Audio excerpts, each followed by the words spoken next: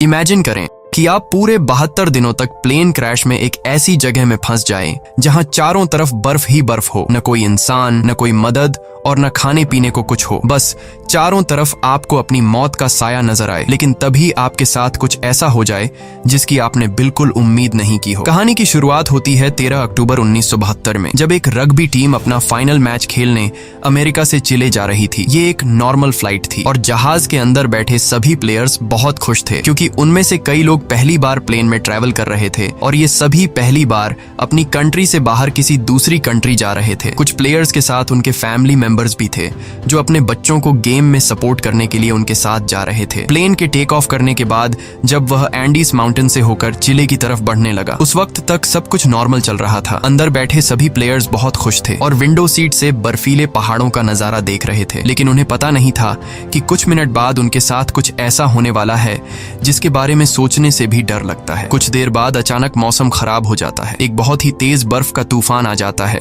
जिससे जहाज तेजी से झटके खाने लगता है। झटके लगने की वजह से सभी पैसेंजर्स घबरा जाते हैं, लेकिन अंदर बैठा एक पैसेंजर बताता है कि जब कोई प्लेन पहाड़ों के ऊपर से गुजरता है तो प्लेन में टर्बुलेंस होता है, यानी ये कोई खतरे की बात नहीं है, जल्द ही सब कुछ नॉर्मल हो जाएगा। लेकिन जैसे जैसे ये प्लेन आगे बढ़ रहा था, इसका टर्बुलेंस भी बढ़ता जा रहा था। जहाज अब और तेजी से झटके खाने लगा। प्लेन के अंदर मौजूद सारा सामान इधर उधर गिरने लगा। ये देखकर लोगों के बीच हलचल मच गई। पायलट्स जहाज को संभालने की कोशिश कर रहे थे, मगर अब जहाज कंट्रोल से बाहर हो गया था। इससे पहले कि पायलट्स कुछ कर पाते, सामने एक पहाड़ आता है और ये जहाज सामने के पहाड़ से जा टकराता है और दो हिस्सों में अलग हो जाता है। एक प्लेयर तो जहाज के टकराते ही प्लेन के पिछले पार्ट के साथ ही उड़ जाता है और हवा में गायब हो जाता है, जबकि प्लेन का आगे का हिस्सा तेजी से रगड़ते हुए बर्फ की एक बड़ी सी चट्टान से जा टकराता है। ये टकराव इतना तेज था कि प्लेन की सभी सीट्स एक दूसरे के साथ चिपक जाती हैं, जिसमें कई लोग कुचल कर मारे गए। अब जो लोग इस एक्सीडेंट से बच गए थे, उन्होंने खुद को संभाला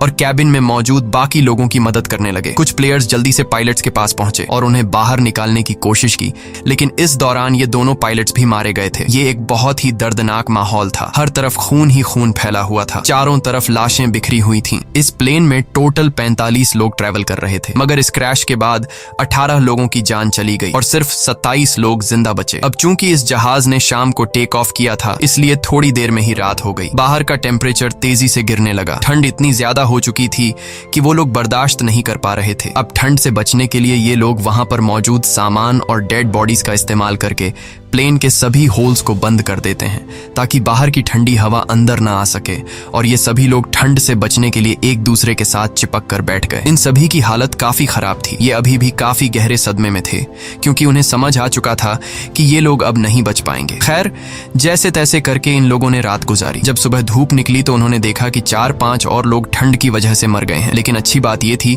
कि अब तूफान रुक चुका था। बाहर का मौसम नॉर्मल हो चुका था। जब ये लोग प्लेन से बाहर आए तो उन्हें दूर दूर तक चारों तरफ सफेद बर्फ के अलावा और कुछ भी नहीं दिखाई दिया। अब इन लोगों को जल्द से जल्द इस जगह से निकलना होगा, क्योंकि ये लोग यहाँ ज्यादा दिन तक जिंदा नहीं रह पाएंगे। इनके आसपास न तो कोई घर था, न ही कोई जानवर और न ही कोई पेड़ पौधे जिनसे ये लोग सरवाइव कर सकें। अब सबसे पहले इन लोगों ने प्लेन की सीट्स को बाहर निकाला ताकि प्लेन के अंदर सभी के सोने की जगह बन सके। उसके बाद उन्होंने घायल लोगों को धूप में लिटाया ताकि उनकी बॉडी गर्म हो सके, और ये लोग पानी पीने के लिए बर्फ को पिघलाकर एक एक बूंद करके पानी जमा करने लगे। उसके बाद उन्होंने सभी लोगों का सामान इकट्ठा किया। कोई काम की चीज मिलने पर उसे एक अलग सूटकेस में रखते गए। अब जो लोग इस एक्सीडेंट में मारे गए थे, उनकी बॉडीज को कुछ लोग प्लेन से दूर लाते हैं और उन्हें बर्फ से ढक देते हैं ताकि उन्हें सड़ने से बचाया जा सके। और जब यहाँ मदद पहुंचे तो ये लोग उन डेड बॉडीज को अपने साथ ले जा सके। जब चीजें थोड़ी सुलझ गईं, तो इन लोगों ने सुकून की सांस ली। इन सभी को बहुत ज्यादा भूख लगी हुई थी। अब बचे हुए खाने में से एक एक टुकड़ा सब में बांटा गया। वैसे तो खाने का ये एक टुकड़ा बहुत ही कम था, पर जिंदा रहने के लिए इतना काफी था।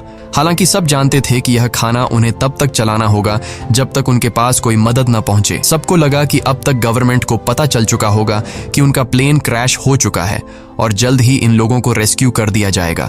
इसीलिए वे सब एक साथ बैठकर मदद का इंतजार करने लगे। असल में जिस जगह उनका प्लेन क्रैश हुआ था, वह दरअसल एक वैली थी जिसके चारों तरफ ऊंचे पहाड़ थे, जिस वजह से यहाँ से निकलना इतना आसान नहीं था। अभी ये बातें चल ही रही होती हैं कि तभी ऊपर से प्लेन गुजरता है। प्लेन को देखकर ये सभी जोर जोर से चिल्लाकर अपनी मौजूदगी जाहिर करते हैं, लेकिन इसका कोई फायदा नहीं होता, क्योंकि वो प्लेन काफी ऊंचाई पर था, जिससे वो नीचे मौजूद फंसे हुए लोगों को देख नहीं पाता और प्लेन उनकी नजरों के सामने से होते हुए गायब हो जाता है। कुछ घंटे बाद रात हो गई। ये सभी एक्स्ट्रा कपड़े पहनकर प्लेन के अंदर छिप गए और अंदर मौजूद लगेज का इस्तेमाल करके प्लेन के सभी होल्स को बंद कर देते हैं। इस तरह से ये रात भी गुजर गई और अगली सुबह नांदो नाम के एक आदमी को होश आया जो प्लेन क्रैश के बाद से ही बेहोश पड़ा था। नांदो की हालत इतनी खराब थी कि वो अपने पैरों पर खड़ा नहीं हो पा रहा था, लेकिन इसके बावजूद वो अपनी बहन के पास गया और उसे गले से लगा लिया। जब नांदो ने अपने पेरेंट्स के बारे में पूछा तो उसे बताया गया कि उसके मॉम डैड मर चुके हैं। ये सुनकर उसे काफी दुख हुआ। उधर बाकी लोगों ने दोबारा से बर्फ पिघलाई और थोड़ा पानी इकट्ठा किया और उसे पीकर गुजारा करने लगे। उन्होंने जमीन पर एक्स का साइन भी बनाया ताकि ऊपर से गुजरने वाले जहाज को नजर आ सके। कुछ देर बाद एक और प्लेन उनके ऊपर से गुजरा जिसे देखकर ये लोग बहुत खुश हो जाते हैं और इन लोगों ने शीशे चमकाकर उसका ध्यान खुद की तरफ खींचने की कोशिश की, लेकिन ये प्लेन भी उन्हें इग्नोर करके चला गया।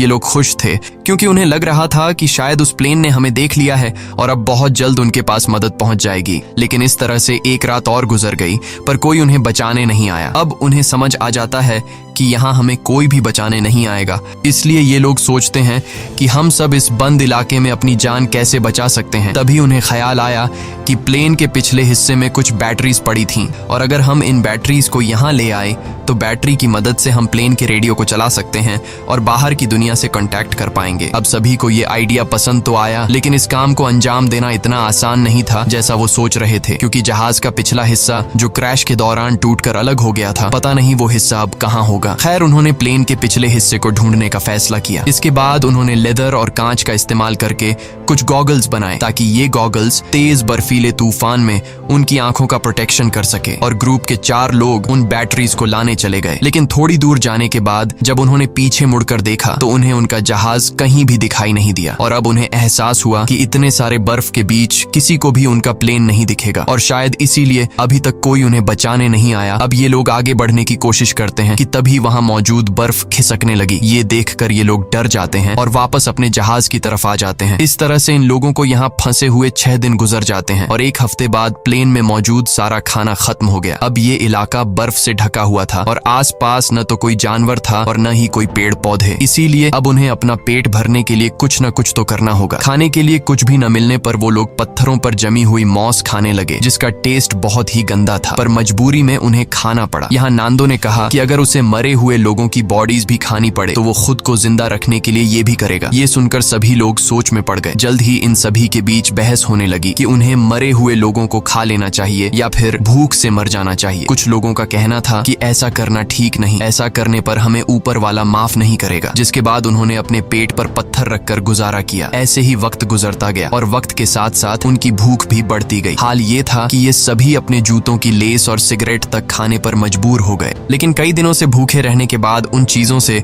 उनकी भूख कहाँ मिटने वाली थी। ऐसे ही कुछ दिन और गुजर गए और भूख के चलते नंदो की बीमार बहन मर गई। नांदो ने अपने माता पिता के साथ साथ अपनी बहन को भी खो दिया। इस तरह से वक्त गुजरता गया और इन लोगों ने जैसे तैसे करके खुद को 9 दिनों तक जिंदा रखा, लेकिन अब तक उनकी भूख इतनी बढ़ चुकी थी कि उनके दिमाग ने भी काम करना बंद कर दिया था और अब उनकी मौत उनसे सिर्फ 1 कदम दूर थी। अब उनके पास कोई और दूसरा चारा नहीं था, इसीलिए उन्होंने उन डेड बॉडीज को खाने का फैसला किया। सबसे पहले 4 लोग प्लेन से बाहर गए और लाशों को काटकर खाने लगे। उन्हें खाते देख कुछ और लोगों ने भी अपना मन बदल दिया और वे भी उनके पास गए अपना पेट भरने के लिए। लेकिन 5 लोग ऐसे थे जिन्हें अपनी मौत तक मंजूर थी, पर किसी दूसरे इंसान को खाना ठीक नहीं समझा। अगले दिन से ये लोग लाशों को दूर ले जाकर काटने लगे ताकि इन 5 लोगों को कोई तकलीफ न हो। यहाँ पर नुमा नाम के एक लड़के को बर्फ में दबा एक सूटकेस मिला। सूटकेस को खोलने पर उन्हें अंदर एक रेडियो मिला। रेडियो को ऑन करने के बाद उन्हें पता चलता है कि इसमें सिग्नल नहीं है, जिसके लिए इन लोगों ने चीजों को जोड़कर एक एंटेना बनाया और इस रेडियो पर उन्होंने एक न्यूज सुनी जिसमें बताया जा रहा था कि सरकार ने इनके खोज में कई रेस्क्यू ऑपरेशंस चलाए थे और 66 के करीब हवाई जहाजों को उनकी तलाश में भेजा था। लेकिन इतनी कोशिशों के बावजूद जब इन लोगों का कोई अता पता नहीं चल सका तो सरकार ने उन्हें मरा हुआ डिक्लेयर कर दिया। इसीलिए अब गवर्नमेंट ने इन लोगों को ढूंढना बंद कर दिया है। ये खबर सुनकर ग्रुप के सभी लोगों की हिम्मत टूट गई और उनके जिंदा बचने की सारी उम्मीदें मिट्टी में मिल गईं। अब उन बचे हुए 5 लोगों में से जिन्होंने डेड बॉडीज को खाने से इनकार कर दिया था। उनमें से 4 लोगों ने भी मांस खा लिया क्योंकि वे जान चुके थे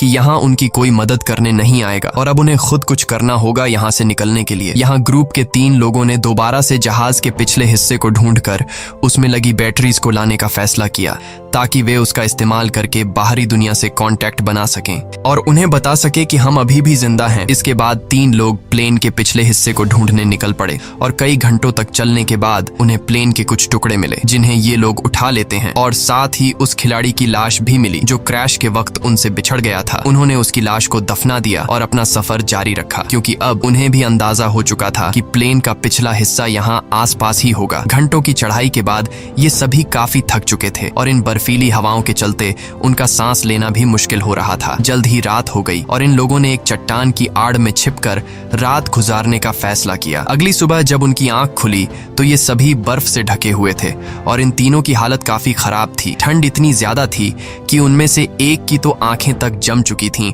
और बाकी दोनों अपने पैरों पर खड़े होने लायक भी नहीं थे। अब उनमें आगे बढ़ने की ताकत तो बिल्कुल नहीं थी, इसीलिए ये सभी प्लेन के बाहर की लोहे की शील्ड पर बैठकर पहाड़ से नीचे उतर आए। इन लोगों को खाली हाथ देखकर पूरे ग्रुप में उदासी छा गई और उस आखिरी बचे आदमी ने भी इंसानी मांस खा लिया और अपनी किस्मत को कोसता हुआ सो गया। ऐसे ही दिन गुजरते गए और इन लोगों ने जैसे तैसे करके खुद को 17 दिनों तक जिंदा रखा। लेकिन यहाँ बुरी बात ये थी कि पिछले 5 दिनों से बाहर का मौसम काफी खराब था। तूफान से बचने के लिए सभी प्लेन के अंदर बैठे होते हैं कि तभी एक बड़ा तूफान आता है और प्लेन को अंदर बर्फ से भर देता है। अंदर मौजूद कई लोग बर्फ के नीचे दब जाते हैं। अब जो लोग ऊपर रह गए थे वो इस हादसे से काफी घबरा गए, लेकिन फिर उन्होंने हिम्मत दिखाते हुए बर्फ को खोदकर अंदर दबे लोगों को बाहर निकाला। अब सभी लोग तो समय रहते बाहर आ गए, लेकिन एक लड़की बर्फ में काफी नीचे तक दब गई थी जिसकी बर्फ में दम घुटने से मौत हो गई। ये लोग बहुत ज्यादा घबराए हुए थे और ये लोग इस हादसे से ठीक से संभल नहीं पाए थे कि तभी उन्हें बाहर से अजीब सी आवाजें सुनाई देने लगीं। जब ये लोग बाहर की तरफ देखते हैं तो उन्हें पता चलता है कि एक और तेज तूफान उनकी तरफ आ रहा है जो पहले से भी ज्यादा तेज है। एक और तूफान आता है और ये सभी दोबारा से बर्फ में दब जाते हैं। ये तूफान इतना तेज था कि पूरा का पूरा जहाज बर्फ से भर गया। कुछ लोगों की तो मौके पर ही मौत हो गई। अंदर फंसे लोगों के पास अब निकलने का कोई रास्ता नहीं था, जिसमें से एक साथी ने फटाफट जहाज की छत में एक छेद बनाया ताकि उन्हें ऑक्सीजन मिल सके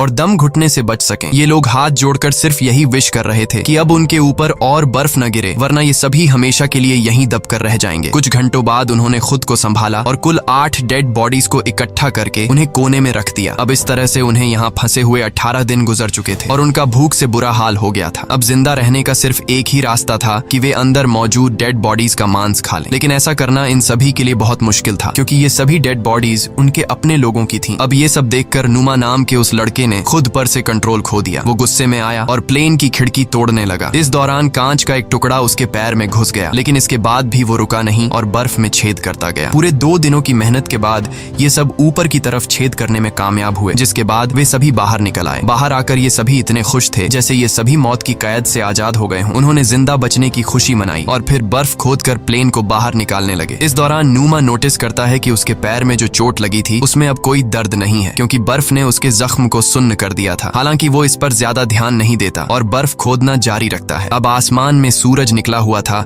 इसलिए उन्हें बर्फ खोदने में ज्यादा परेशानी नहीं हुई और कुछ घंटों में ही जहाज बाहर आ गया। अब धूप काफी अच्छी थी, इसलिए वे सभी प्लेन के पिछले हिस्से को ढूंढने की सोचने लगे, लेकिन उन्हें कोई आइडिया नहीं था कि वे इन बर्फीली रातों का सामना कैसे करेंगे। इसलिए उन्होंने थोड़ा और इंतजार करने का फैसला किया क्योंकि गर्मियों का मौसम आने वाला था और इस दौरान इस चढ़ाई को पार करना थोड़ा आसान होगा। देखते ही देखते 34 दिन गुजर गए और अब मौसम पहले से थोड़ा बेहतर हो गया। अब जो लोग पहली बार प्लेन की तलाश में गए थे उनकी तबीयत अभी तक खराब थी और वे दोबारा से चढ़ाई करने की हालत में बिल्कुल नहीं थे। कुछ घंटों बाद उन्हें पता चलता है कि उनका एक और साथी भूख के चलते मर गया है। ये देखकर ये लोग बहुत ज्यादा मायूस हो जाते हैं और उसे बर्फ में दफना देते हैं। ऐसे ही 2 दिन और गुजर गए और 36वें दिन उन्होंने फैसला किया कि अगर उन्हें अपनी जान बचानी है तो जहाज के बैक साइड से बैटरीज लाकर बाहरी दुनिया को इन्फॉर्म करना होगा, वरना हम एक एक करके सब मर जाएंगे। जिसके बाद ग्रुप के 4 लोगों ने ऊपर चढ़ाई करने का फैसला किया और उन 4 लोगों के नाम थे रोबर्टो, टिंटिन, नूमा और नांदो। इन लोगों ने ठंड से बचने के लिए ढेर सारे कपड़े पहने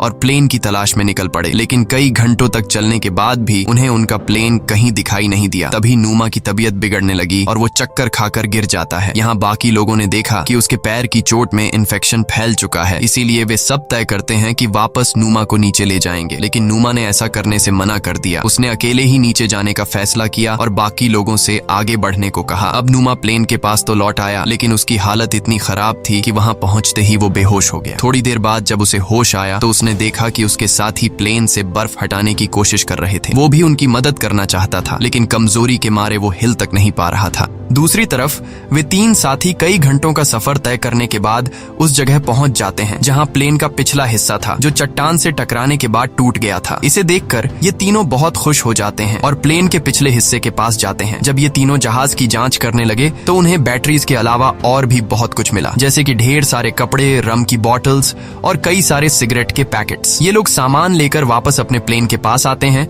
जहां उन्होंने बैटरी को प्लेन के रेडियो में डाला और बाहरी दुनिया से कांटेक्ट बनाने की कोशिश की, लेकिन बदकिस्मती से रेडियो खराब हो चुका था और इस तरह से उनकी आखिरी उम्मीद भी मिट्टी में मिल जाती है। उधर नोमा की तबीयत भी बिगड़ती जा रही थी और अब उसका इन्फेक्शन पूरी बॉडी में फैल चुका था। प्लेन से मिला खाना भी अब खत्म हो गया था, इसलिए ये सभी दोबारा से ह्यूमन मीट खाने लगे। नोमा ने खाना पीना बंद कर दिया ताकि बाकी लोगों के लिए ज्यादा खाना बचे, क्योंकि वह जान चुका था कि अब उसकी जान नहीं बचेगी। अब ग्रुप के कुछ लोग एक बार फिर प्लेन के पिछले हिस्से तक गए, इस उम्मीद में कि उन्हें कुछ काम लायक मिल सके। इस बार उनकी किस्मत ने साथ दिया और उन्हें एक वाटरप्रूफ कपड़ा मिला, जिससे जोड़कर उन्होंने एक स्लीपिंग बैग बनाया। इसके बाद उन्होंने रेडियो पर खबर सुनी कि प्लेन क्रैश को 58 दिनों के गुजर जाने के बाद अब सरकार उन्हें ढूंढने के लिए एक आखिरी मिशन चलाएगी। ये खबर सुनकर सभी में दोबारा से जान आ गई और जिंदा बचे रहने की एक छोटी सी उम्मीद मिली। यहाँ कुछ लोगों ने कहा कि हमें यहीं रुककर उनका इंतजार करना चाहिए, जबकि बाकी लोगों ने कहा कि अगर हम यहीं रहेंगे तो कोई भी हमें देख नहीं पाएगा, इसलिए हम में से कुछ लोगों को पैदल चलकर मदद बुलानी चाहिए। रात को नोमा की तबीयत बहुत ज्यादा बिगड़ने लगी। वह अपनी जिंदगी की आखिरी सांसें ले रहा था। मरने से पहले उसने सभी से कहा कि जब मैं मर जाऊं तो तुम सब मुझे अपना खाना बना लेना। ये शब्द कहकर नोमा की मौत हो गई। नोमा के इन आखिरी शब्दों से सबको हिम्मत मिलती है और उन्हें नोमा के पास से एक लेटर मिला। उस लेटर में नोमा ने लिखा था कि वह बहुत खुश है कि वह अपने दोस्तों के बीच मरा, क्योंकि उसे इससे अच्छी मौत नहीं मिल सकती। अब नोमा का लेटर पढ़कर सभी के अंदर एक अलग सा जोश आ गया और ग्रुप के 3 लोग दोबारा से मदद की तलाश में निकल पड़े। इन तीनों ने एक स्लीपिंग बैग और ढेर सारा खाना लेकर अपना सफर शुरू किया। इस बार इन तीनों ने ठान लिया था कि वे हर हाल में इन पहाड़ों को पार करेंगे और चिले तक पहुंचकर सबके लिए मदद बुलाएंगे। ये तीनों बिना रुके चढ़ाई करते रहे और जब रात हुई तो वे उस स्लीपिंग बैग के अंदर सो गए। अगली सुबह उन्होंने फिर से अपनी चढ़ाई शुरू कर दी और पहाड़ की चोटी तक पहुंच गए, लेकिन ऊपर का नजारा देखकर मानो उनकी हिम्मत टूट गई। उनके सामने पहाड़ ही पहाड़ थे और इसका मतलब था कि उन्हें अभी काफी लंबा रास्ता तय करना था। उनके मन में ख्याल आया कि वे सभी वापस लौट जाएं, क्योंकि इस सफर को पूरा करने के लिए उनके पास 3 लोगों का खाना नहीं था। यहाँ टिंटिन ने अपना खाना इन दोनों को दे दिया और खुद वापस लौट गया, ताकि ये दोनों इस सफर को आसानी से पूरा कर सकें। हालांकि ये सफर काफी लंबा और चैलेंज से भरा हुआ था, लेकिन फिर भी इन दोनों ने हार नहीं मानी और आगे बढ़ते रहे। और आखिरकार 10 दिनों तक लगातार चलने के बाद इन दोनों की मेहनत रंग लाई। वे एक ऐसे इलाके में पहुंचे जहां ऊपर के मुकाबले बर्फ काफी कम थी। इन दोनों को एक साफ पानी की नदी भी मिली, जहां रुककर उन्होंने ढेर सारा पानी पिया। तभी कुछ ऐसा हुआ जिसकी किसी ने उम्मीद नहीं की थी। उन्हें घोड़े पर सवार एक आदमी दिखा जो नदी के उस पार खड़ा था। पहले तो इन दोनों को उस आदमी को देखकर अपनी आंखों पर यकीन नहीं हुआ। वे समझ रहे थे कि जैसे वे सपना देख रहे हैं, पर जल्द ही उन्हें एहसास हुआ कि यह भ्रम नहीं बल्कि सच में एक इंसान है। उस आदमी को देखकर उनकी खुशी का ठिकाना नहीं रहा। उन्होंने जोर जोर से चिल्लाकर उस आदमी से मदद मांगी, लेकिन वह आदमी उनकी बात नहीं समझ पाया, क्योंकि वह उनसे काफी दूर था और बहते पानी के शोर में कुछ सुन नहीं पा रहा था। इसलिए उसने एक पेपर और पेंसिल नदी के उस पार फेंकी ताकि ये दोनों लिखकर कुछ बता सकें। और इन दोनों ने उस कागज पर अपनी सारी कहानी लिख दी। कागज पर लिखी सारी कहानी पढ़ने के बाद ये आदमी उस कागज को लेकर सरकारी ऑफिसर के पास पहुंचा, जहां ऑफिसर ऑफिसर को भी पता चला कि 2 महीने पहले जिस प्लेन क्रैश में हम लोगों को मरा हुआ समझ रहे थे, उनमें से कुछ लोग अभी भी जिंदा हैं। और खबर मिलते ही सरकार ने इन सभी लोगों को बचाने का मिशन चालू कर दिया। ये आदमी रोबर्टो और नांदो को अपने घर ले आया, जहां उन्होंने पेट भरकर खाना खाया। अब ये खबर पूरे शहर में आग की तरह फैल गई और बहुत जल्द वहां रिपोर्टर्स का मेला लग गया और बर्फीले पहाड़ों के बीच फंसे लोगों ने भी ये खबर रेडियो पर सुन ली, जिससे सभी खुशी के मारे उछलने लगे। इसके बाद उन्होंने अपने हाथ मुंह धोए और अपना अपना सामान पैक कर लिया। जल्द ही रेस्क्यू टीम रोबर्टो और नांदो को लेकर उस लोकेशन पर पहुंची और प्लेन क्रैश के 72 दिनों बाद आखिरकार उन लोगों को बचा लिया गया। इसके बाद इन सभी लोगों को शहर लाया गया, जहां ये लोग अपने परिवार वालों से मिले और शहर के सभी लोगों ने इनका हीरोज की तरह स्वागत किया। अब इन सभी लोगों को हॉस्पिटल में एडमिट किया गया। यहाँ इन सभी ने एक दूसरे को नहलाने में मदद की और फिर इन लोगों को अलग अलग बिस्तर दिए गए। लेकिन उस रात भी ये सभी एक दूसरे के साथ सोए, क्योंकि इस हादसे के बाद ये सभी काफी गहरे सदमे में थे। कहानी के एंड में हमने जाना कि इस प्लेन में कुल 45 लोग ट्रैवल कर रहे थे, जिनमें से सिर्फ 16 लोगों की जान बच पाई। इसी के साथ सच्ची कहानी पर बनाई गई ये फिल्म खत्म हो जाती है। अगर आपको स्टोरी अच्छी लगी हो तो हमारे चैनल को सब्सक्राइब और वीडियो को लाइक जरूर कीजिएगा।